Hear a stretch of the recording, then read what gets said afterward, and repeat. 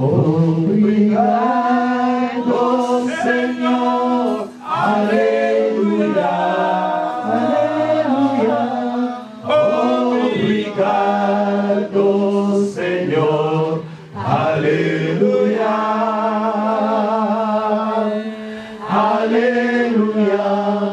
Aleluia. Aleluia. Nous te remercions, Seigneur. Alléluia. Nous te remercions, Seigneur. Alléluia. Nous te remercions, Seigneur. Alléluia. Alléluia. Alléluia.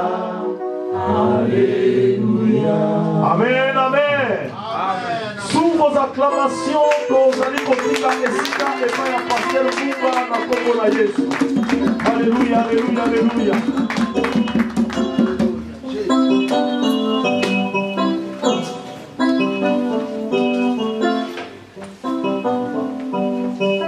Amen. Amen. Alléluia. Amen. Bien, to kangimis na biso. Nzambo leki likolo na nyonso. Nzambo yebaki mokola lelo. Toye liboso na yo nkolo mpona kokumisa yo e koyoka maloba na yo nsambo. Molimo mosantu tosengi présence na yo ewumela kati na biso. Molimo mosantu tosengi présence na yo kati na biso ya monde eoriente biso nsambo. Kotika te biso toloba kasi yo ndoloba. Yawe nzambe yondo yebi ozali posa ya mitema bana na yo. Yawe nzambe yondo yebi oyo bongisaki mpona biso na pokwa na lelo. Tukete nyonso ekoloba makati na esiko nzambe ezala oyo ekotonga kondima na biso. Tukete nyonso oyo ekoloba makati na esiko oyo nzambe eyande kopambola bomoi na biso. Alléluia. Na bengani nyonso oyo ezali ya yo te nzambe. Nyonso oyo moyini satana koya kolona kati na mitema na bana na yo nzambe na bengani yango ezala mosika na kombo na Yesu. Oh Yawe zwa control ya sal oyo na kombo na Yesu oyo tobondeli. Amen. Amen. Beteli Yesu.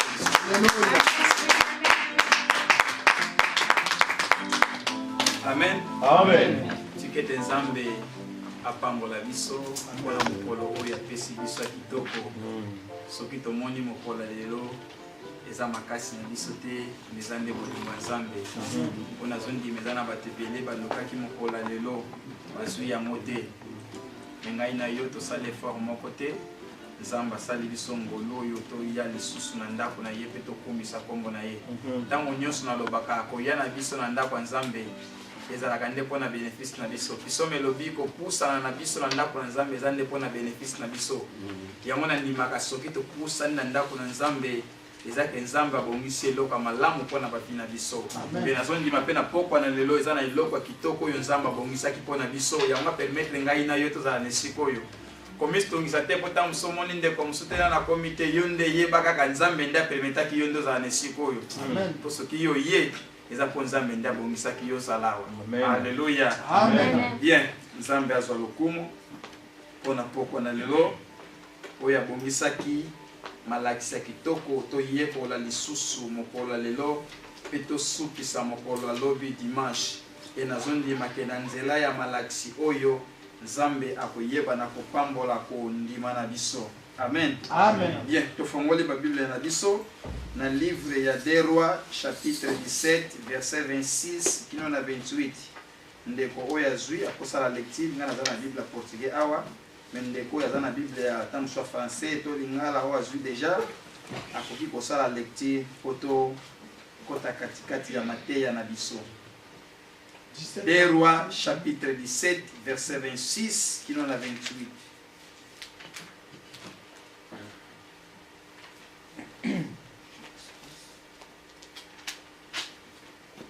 Nous lisons dans les livres de 2 Rois, chapitre 17, au verset 26 jusqu'au 28e verset.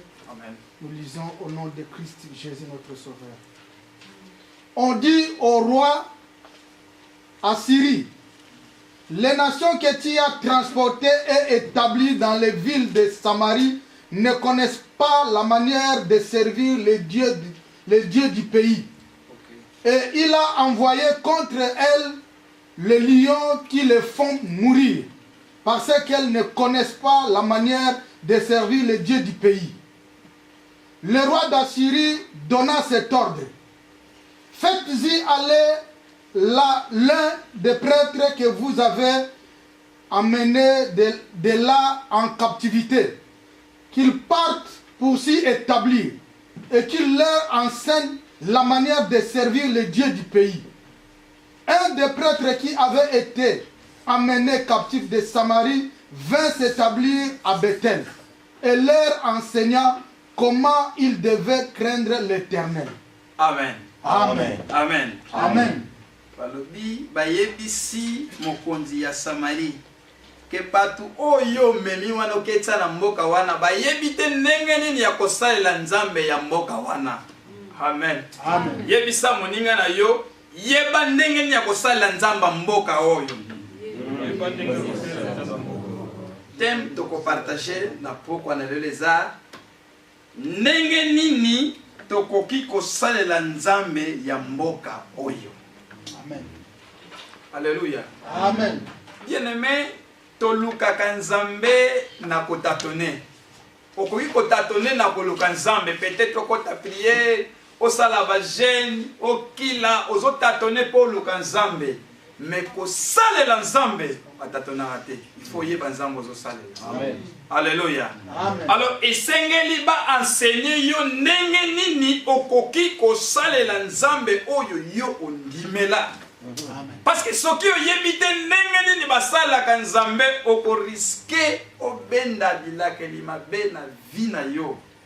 Po nzambe po salela ye eza na ba principe po respecter. Amen. Ok, ba principe wana soko so respecter yango te.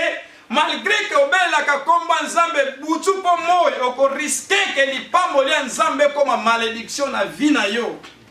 Yango tangu nazobondela nzambe tangu apesi ngai programme ya mateya na bandi obondela nzambe apesa ngai eloko nini tokoko partager kati na sikoyo nzambe amemi ngai ti na passage oyo na bandi komedite nzambe ayebisi ngai na teya biso makambo oyo tosili na kotanga na sikoyo e nazondima ke tangu tokoyekola makambo oyo Nzambe akoyeba na kopambola ba vi na biso. Na bide pourquoi Nzambe permettre to lobela makambo oyo. Passage tosili na kotanga eza histoire ya Israël. Tango Salomo akufi atikeli mwana na ye royaume. Wazaki na kombo ya Roboam. To yebi histoire yango bien. Roboam tellement azalaki jeune. Azalaki na soif ya pouvoir. Donc égoïsme alati yango katikati na nzoto na ya moni ke ndenge batikeli ye mboka il faut kakamba ndenge ya lingi et na manque ya sagesse na ye esali ke Israël ekabwani na parti mibale tokomi na Israël ya nord pe tokomi na Israël ya sud. Israël ya nord yango bana ko benga na kombo ya Israël ezaki na capitale na Samarie pe Israël ya sud yango benga na kombo ya Juda royaume ya Juda ezaki na capitale na Jérusalem. Donc bakoma ki ba parti mibale. Amen. Amen. Tango bakomi ba parti mibale oyo conflit ekoti entre bango mibale Israël ya nord pe Israël ya sud. Esali ke babosani nzambe oyo ayebaki na kolongola bango na Egypte. Babosani nzambe oyo asalaki bango bolamu ebele bakomi ko adorer babinzambe nzambe abikeko. Oh eloko basalaki wana esali ke ebendi kanda ya nzambe. Nzambe akomi ko yokela bango mabe makasi. Akomi ko mona bango na ndenge moko parce que peuple il fallait bana ko adorer mais babosani ye. Batiki nzambe. Or que loko nzambe asepelaka nango te ezatango zomona bana oyo ya ye bazo pesa ye mokongo bazo tika ye kolanda babinzambe nzambe mosusu idolâtrie esepelisaka nzambe te. Amen. Amen. Yango komona même Nzambe tango azolongola Israël la katikati na Egypte.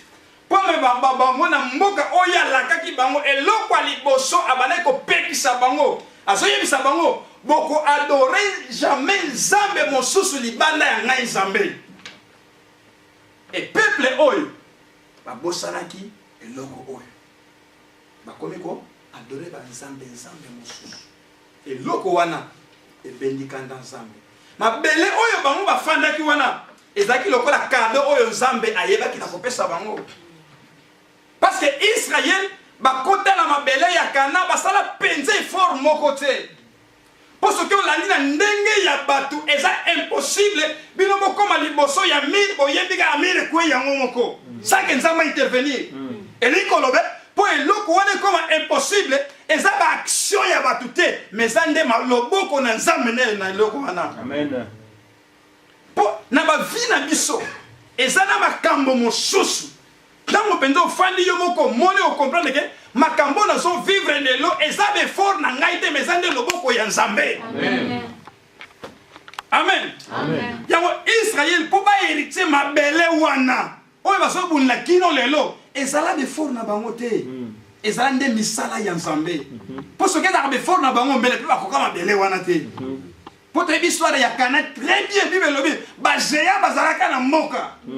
Israël bato bakota na kati ya Kana babotama na désert bayebi kobunda te bayebi kosimba minduki te bato nyonso bawutaka na Egypte bakufa na kati ya désert donc bana oyo babotama na katikati ya désert bango nde bato bakota Kana oyo soki totali na ndenge ya bato eza impossible groupe ya bato wana bakonkeri Kana mais tellement Nzambe azalaki elongo na bango Bible elobi bakotaki Kana mpe bazwaki mabele yango. Alléluia. Donc na bavi na biso o biso to kokozwa o biso to kokosala ezaka Nzambe ndatsa loboko yo petit to kokanisa no te oyo ngai na zwa ke zaka be fort na nga te za be fort na yo te za nde loboko na Nzambe likolo na yo. Amen. Poso ki Nzambe longoli ka loboko na ye atako bato babanga yo ko sala so loko te.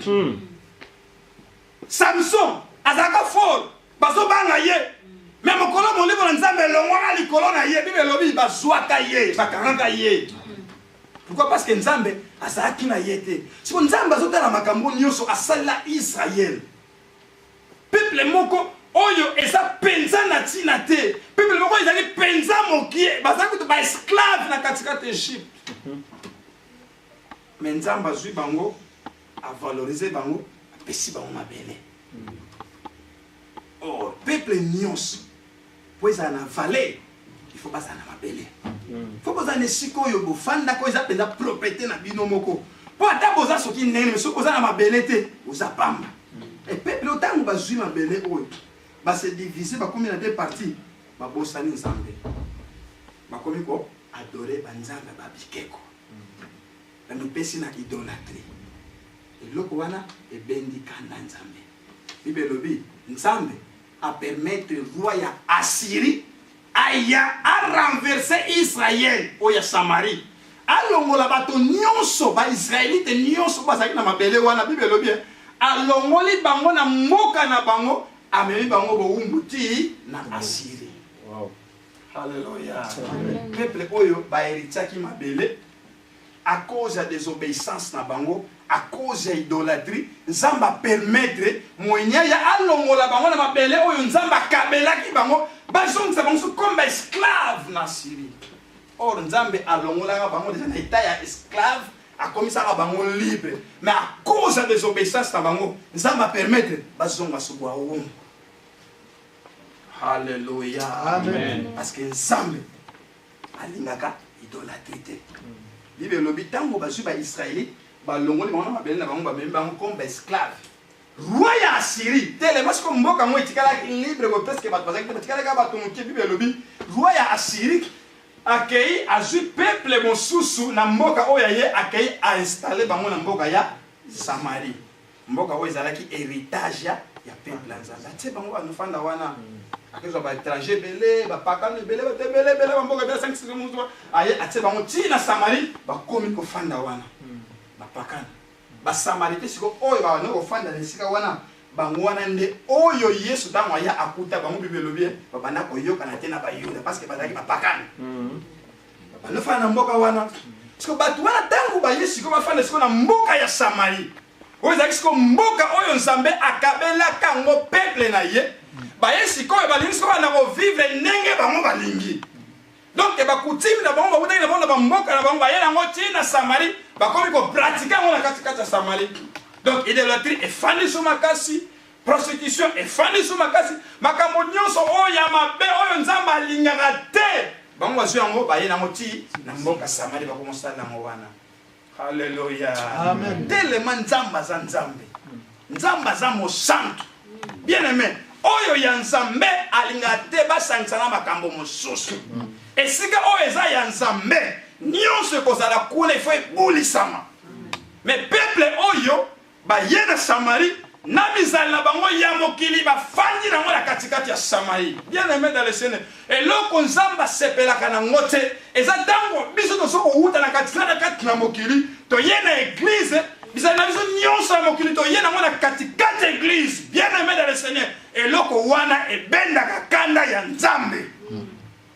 Amen. Amen. Donc tango to so uta na mokili to yena église nyonso oyo ezaki ya mokili faut etikala na mokili tokoma bakekelamu ya sika na katikati na église ya nkolo. Amen. Amen. Amen. Parce que eloko esalaka pasi na église eza nini? Bato bawuti na mokili bakoti na katikati église na makambo ya mokili bamemi yango na katikati église bapratike ya mokili bamemi yango na katikati église meme baserviteur mosusu auta na ye na mokili bapratike ya mokili amemi yango na katikati église na mokili. Pour son succès, il faut simba quelque chose. Mon comme ça, il se perd dans la Bible. À mon avis, non, il faut ça la succès dans la Bible. Il faut bien simba quelque chose. Et ça, mokili la église. Alléluia. Amen. Orgueil, et ça, il y a mokili. Mais vous avez la église. Amen. Il y a orgueil, on a la église. Et loko wana, il y a un bendaka kananza. Amen. Alléluia. Amen. Bible lobi peuple oyo ba yeko fana na Samarie na bizali na bango ya mokili sika ba utaki. Conséquence ya nini? Bible lobi Nzambe a permettre ba liomba bime belé na mboka. Ba liomba bime belé na mboka mutokanga ba liomba bazate. Bible lobi ba liomba komi ko boma batu na katikati ya Samarie. Et ça dit que même panique na mboka. Ba ko consulter roi oya tsaki bango na mboka wana balobi ba yo ke tika na mboka ya Samarie bazo vivre so bien te bazo kufa ke belé. Ba yo bazo bime belé bazo nya bango mais roi lobi mais ba yo bazaki te sikoyo elo ni sala libe lobi mutu mo zaki na comprendre lobi c'est problème ça ba te bazana mboka wana ba yebi te ndenge nya ko salela nzambe ya mboka wana. Amen. Pour faire bien à Samarie, il faut y avoir un nzambe ya Samarie. Amen. Donc, ce que y a eu un nzambe ya mboka wana te, on risque de aller yo. Il y a un problème de ça dans l'église. Mutu muso wa mona ga telemaka wana na kati église. Peut-être lui aussi allié pourquoi parce qu'il y a évité ndenge nya kosala nzambe ya mboka. Amen. Alléluia. Il faut balakisa yo. Ndenge nini okotambola na nzambe. Pour ce qu'on évite ça danger.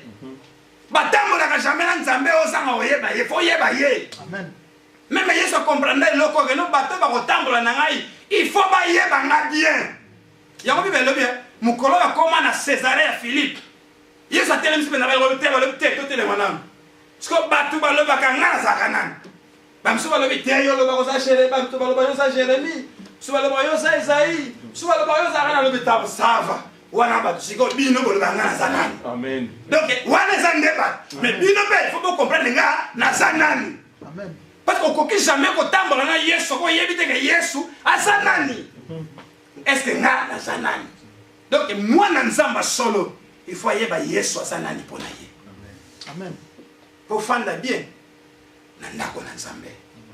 Parce que soki bato ba yebite ndenge nini ya ko servir nzambe to risquer tout ça la dégâts belé l'église to risquer to passer ba problème belé l'église Oui, Satan.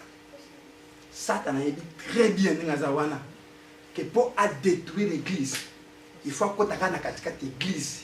Abebisaka ba l'église wanda kwa kolonga. Kwa hivyo kina libanda kwa kanisa société, mais faut la ndaka na katika église.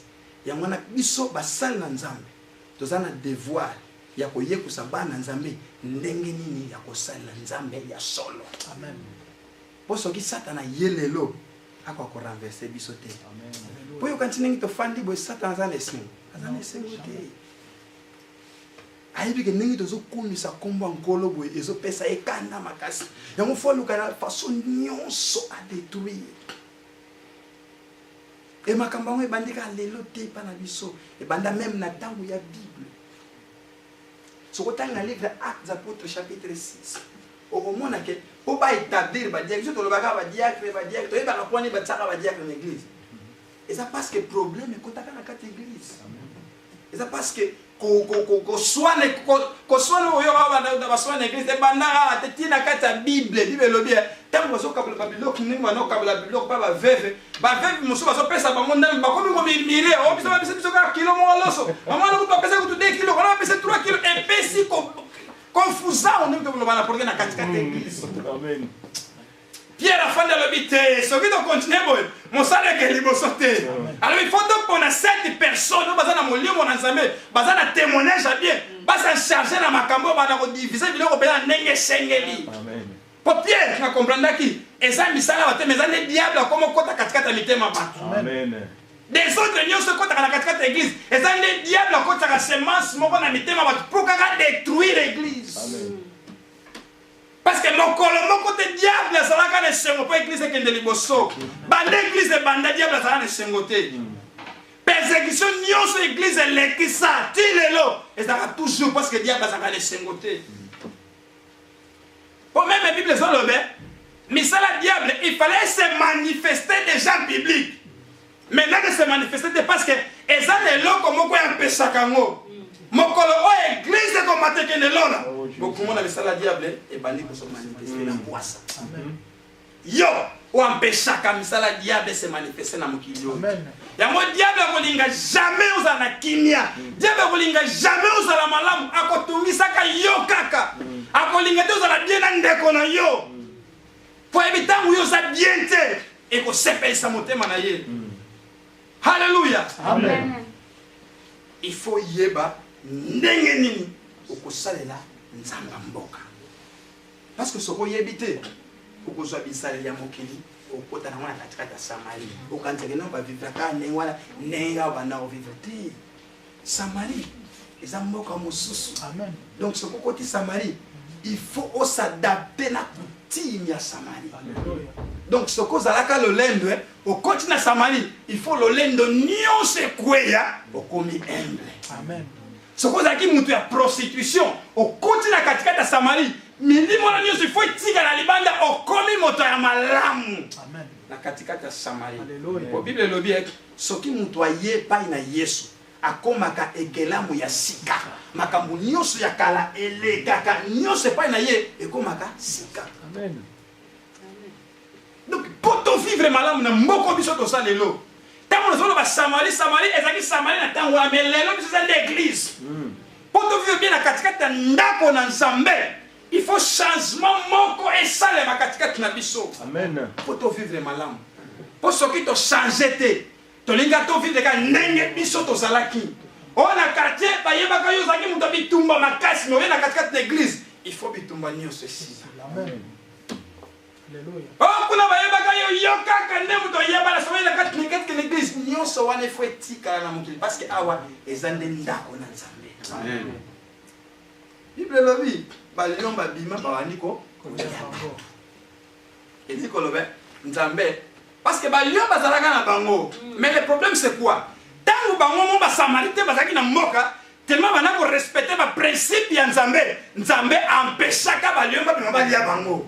Mais tango ba véritable Samaritain ba longwe na moka ba étranger ba yela ba tuna ba pratique na bango ya mabe Nzambe mbala moko a retirer protection na ye. Amen. Amen. Oh ce qui Nzambe a retirer protection na ye eza passe pour nous. Amen. Bible le bien soki yawe nzambe abateli mboka te oyo akobatela na pamba. Amen.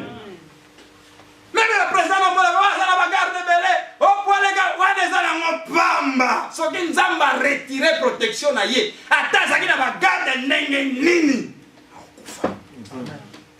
Combien de présidents yo azana bagarde ba buwangi oh kutoki na ndao kuto batsaba sécurité nyonso mais akufi ba bomier mais yo kuta ta garde moko na ndako zate olala ka olamoka polo boko na nzambe ezaka. Alléluia. Amen. Nzambe a retiré protection na Samarie. Balio basali akoti. Bato banyo kufa belé na Samarie. Bazo kufa na maladie balio bazo boma ba. Tango bayebi si roi balobi problème eza na esika mosusu te. Eza ndenge peut-être botsa ba mitambo belé pe kanga balio eza solution tata botsa ba mitambo ni balio ba robima kaka. Mais problème est ça. Oyande na sacrificateur. Oye mibeko na nzambe ala kisabanga ndenge nini basalela ka nzambe balio bakima bango moko. Amen. Donc eloko ekimisaka lio eza motambo te eza monduki te eza nde mibeko na nzambe soki bato barespecte yango balio bakokima bango moko. Amen. Alléluia. Roi ntango ayoki makambo na lobi bokosa na raison ça va bokende botrier sacrificateur moko na batonaka bino bokangaki bokende na Samarie enseigner peuple na lobi bakenda baluka musali na nzambe oyo ayebi mibeko na nzambe balobi tata toza na ngambo ali problème ni balobi mboka eza suna kimia te me nini balio baleki ebele bazoliaka bato bazobomaka bato osala makambo mabe pa bato tozokufaka mikolo nyonso bibembe na bibembe tokompre tokoka lisusu te tomoni solution ezaka na maboko no enga nasala nini alobi yaka tokende olakisaka mibeko na peuple oyo soki olakisi bango mibeko tozondima ke baliomba oya susu te. Amen. Alléluia. Nzambe pa lobi problème eza te tokende bible lobi apesi espace na mosala nzambe alakisa mibeko na mboka siko eloko makambo tokoyekola yango yo te makambo nini sacrificateur alakisaki bango po balio babima sute na mboka parce que problème c'est ça ye biso tolingi kimia ezala na mboka. Amen. Ndenge kimia ekotaki na mboka ya Samarie tolingi mpe na baeglise na biso mpe kimia mpe eume. Or po kimia eumela katikati na mboka na biso bana na nzambe nyonso il faut bayekola ndenge nini basalaka nzambe. Amen. Bato bakanisake kozala musala nzambe ezaka ndenge na telemi na shera nazoteya ezaka ndenge bapapa na biso bayaka bazomodere te biso nyonso na biso tofandi kuna toza basali na nzambe. Amen. Alléluia. Amen. Eza lokola biso toza ba militaire biso tout toza ba militaire sauf que ba catégorie za différent biso baza basali ndenge toloba na portugais ba sergent ba major ba capitaine ba général mais biso nyonso toza banani ba militaire parce que Bible le dit Yesu asala biso nyonso royaume ya ba sacrificateur. Amen. Dans Ancien Testament ezalaki peuple il faut bakende kotikaka ba nyama na bango ba sacrifice na bango et pas sacrificateur a continuer na présence na nzambe akei ko sola nzambe na compte ya peuple. Est-ce que vous comprenez ba limitation zaki na Ancien Testament? Donc yo ozana accepter que ne pas nzambe il faut que ne pas mutu moboye mutu wana nde akote pa na nzambe akende kolobela yo makambo na yo e pa na nzambe. Donc ba limitation zaki ebele bato bazo dépendre même bato mususu ba vie na bango e bana ko dépendre na souverain sacrificateur. So tangi Bible lobi tango bakaboli ba ville tango bakoti na katikati ya Kana bakaboli ba ville batika ba ville mo wana benga ba ville ya refuge. Donc ozana problème mo boy na mutu peut-être tam otombola ki mo nzete mo boy pas au kana ki angote ke obomi mutu alors bande ko mutu wana bana luka pe boma yo. Mais yo zana innocent. Yo sko fosa la nyonso okima mbango kene tina ville ya refuge o se réfugié wana. Donc soko koti na katikati ya ville ya refuge mutu wana akosala so le ma abete. Donc obiki déjà. Mais problème ezanini nengo fana na ville ya refuge. Vina yo ezo dépendre na souverain sacrificateur ya période wana. Pas mokolo oyo souverain sacrificateur akufa. Sécurité no péché. Donc période nous on fanda wana ozo dépendre ndena ye.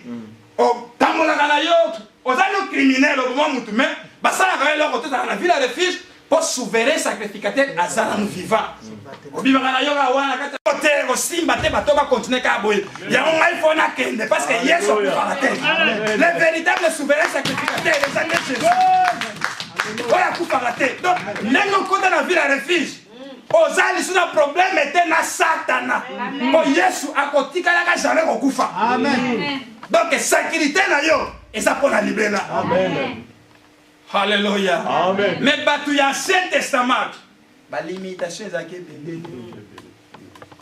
Donc Aaron akokufa, bana na ye bakokufa, ni ebano ozalaka ndenge na yango Yesu Bible elobi ntango Yesu aye akufi na ekulusu apesi sacrifice mbala moko Bible elobi yango moni ke rideau ya temple esaki nini ekatani na lepati. Oyo bato bana komona te na kati mokolo wana bato asala nini bamona yango parce que eloko wana ezalaki kaka réservé souverain sacrificateur amona yango abala moko na mbula akota wana amoni yango mais mokolo wana bible elobi na bango bacomprendre te mais rideau wana mpo batia yango wana ezalaki te bato ebele batia wana mpo eza kilo rideau wana mais mokolo yesu akufa na ekuti bible elobi yango moko epasuki na katikati epesi ngai na yo accès ya okotaka na présence ya nzambe yango oza mosali na nzambe ngai naza mosali na nzambe biso nyonso oza mosali na nzambe Alléluia. Elingi koloba. Progrès ya mosala oyo ezaka na maboko ya passer la mystère. Ezaka na maboko bato batelemaka te. Mais yo kofandi wana oza pe na part moko na katikati ya mosala. Parce que biso nyonso toza basali na nzambe. Alléluia. Alors po tosala mosala oyo malamu esengeli balakisa biso ndenge nini tokosalela mo. Amen.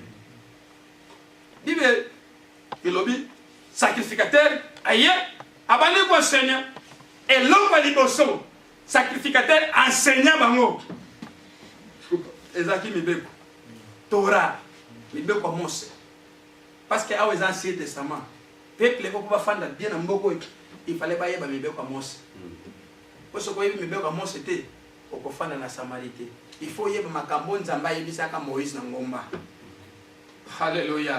Yango ezalaki lokola constitution ya peuple otobi mboka nyonso po ezala mboka po etambola bien il faut constitution ezala il faut élaborer constitution yango nde bana ko guider mboka donc ba loi nyonso bango ba we bana ko sala esengeli ezala basé na constitution parce que Israël constitution na bango yango nzaki ni beko oyo nzambe apesa ki Mose esika nzambe tsaki ba principe nyonso makambo esengeli na bango ba tosa parce que peuple oba yaki na mboko ba yaki makambo te.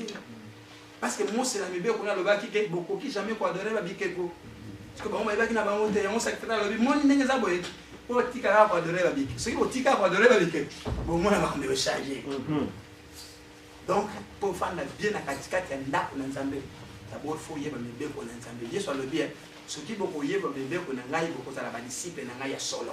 Donc disciple ya Yesu solo azaka ote ya chaque dimanche n'ingiza koma kabate aza oyo ayebi mibeko ya Yesu ayebi nini yango nzambe alingi mpona biso yewana nde véritable disciple ya nkolo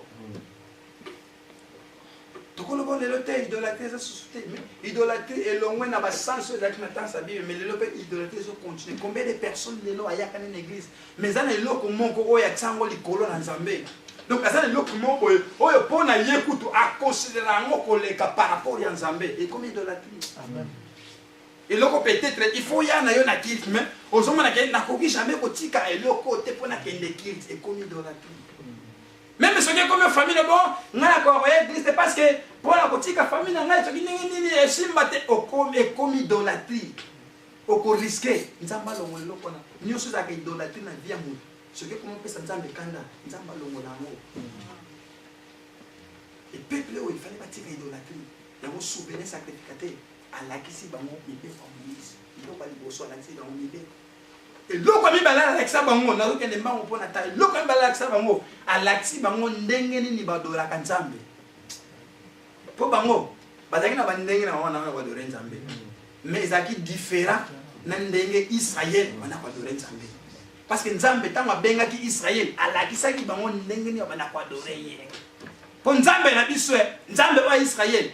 Azan nzambe wa mona nakate, azan nzambe za molimo. Ya moya salo bien. nzambe tata na biso azoluka badorateur ya solo oyo bako adore ye na molimo mpe na solo. Amen. Yesu linga olakise adoration eza eloko basangana nango te. Bato bako adore nzambe alukaka bango.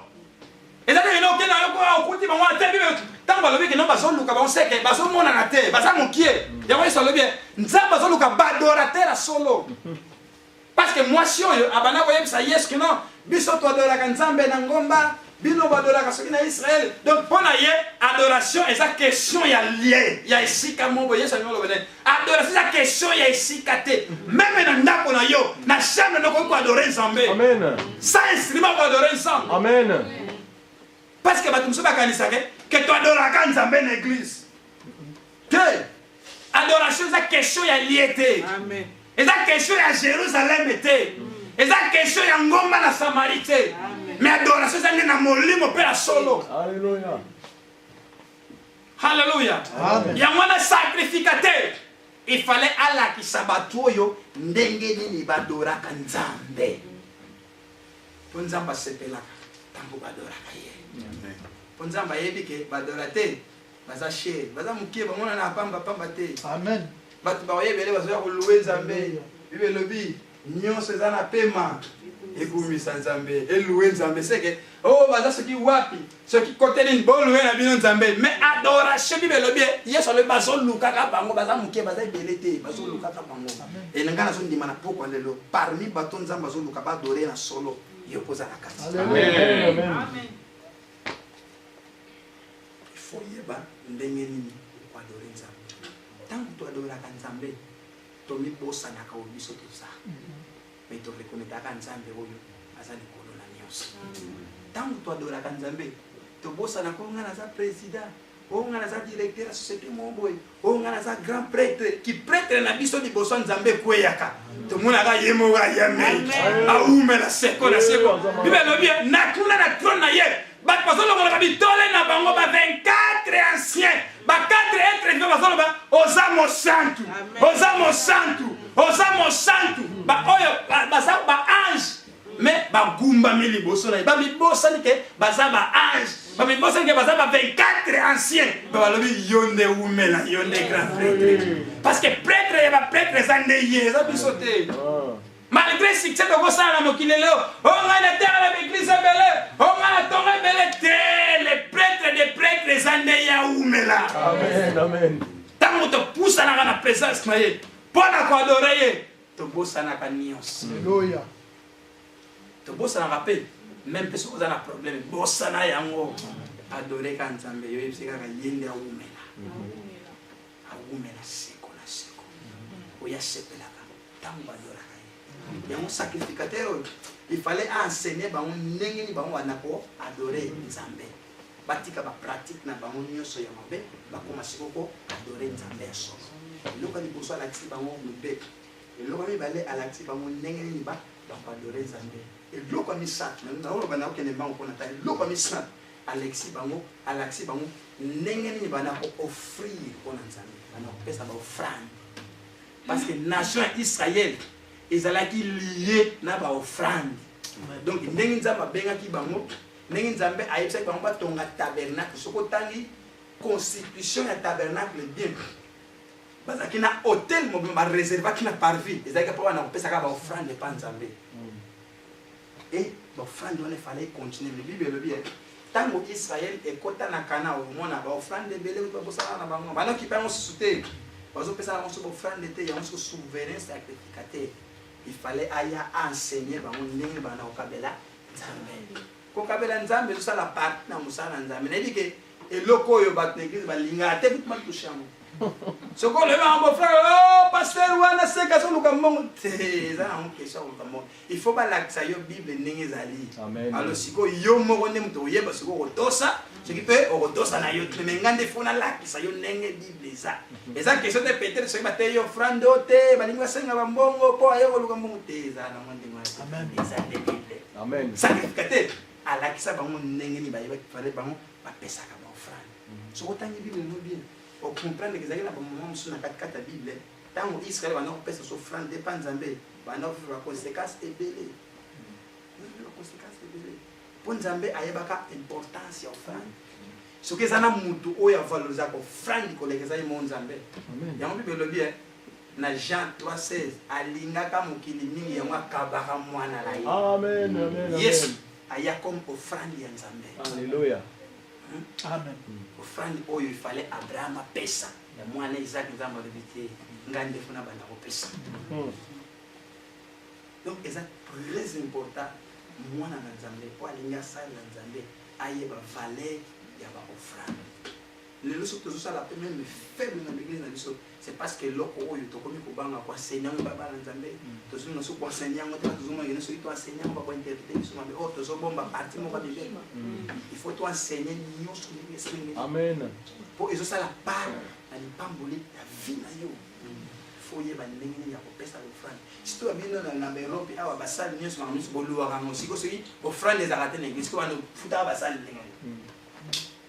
Aussi il faut oyeba ndenge ya ko kabela Nzambe.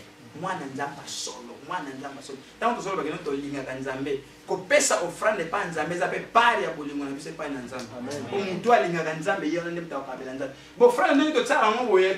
Eloko liboso oyo biso ifoto mbati na katikati l'église. Eza na idéologie moko ya mabe o diable akotsa na katikati ni tout ya bana na Nzambe ke celui to pesa offrande to komvwa misa pasteur. Eza fausse faux. Offrande moko te mvwa misa pasteur. Ce qui pasteur à lobi ce qui Nzamba à lobi envwa misa musala na ya envwa misa na ndenge na ye. Eza na offrande te. Alléluia. Ya mwana na lo babwe na batam so pe l'église il faut to zo kapenza rapport offrande to yena mo penza to tangi o comprendre que ba pensiona ni yoso na dolo ba lo na sumu ka no pamba o comprendre tam so bo taba ba tebele ba le ba mo tam so e ko bien on peut 50 euros de offrande mais au besoin li ba ko pamba o mo offrande wana ezo mvwa misa bango ya mo ne sobi mutu ba petam so kuta sala kana yena salaire na ya sobi mutu kana me yo o interpréter que offrande wana mo te sobi si mutu mais ce qui va jouer ba pêcher offrande tant on mo tam so 20 euros, 30 euros, 20, 30, 15, mon collègue n'est pas ça la conforme. C'est impossible. Non, tant que ce logo, on a l'action, ils ont mon point de logo, au lieu de l'année au sang, on pèse en frère. Parce que le diable a besoin de rappel à partir de Mingi, à côté de la mission, on a pèse à la gâté, ceux qui ont pèse, on voit, ceux qui ont pèse, on va relier en côté. Ça la part, nous avons des moyens. Amen. Ça la part, nous avons. Bateau na katikata Bible. Bana vivre na Nzambe bana pesa ko frani biso ko tulelo tellement to za na temps ya grâce to pesa kana volonté na biso mais bango pesa ba katela bango moteur eza pena mi beko donc il faut pesa ce qu'on pesite Nzamba beti mais lelo yo ko to ko salaire na yo o pesa no limité o pesa ko offrande o za no pe à l'aise dans le personne ne peut l'ôter. Alléluia. Mais au so bossa eza pe mo pe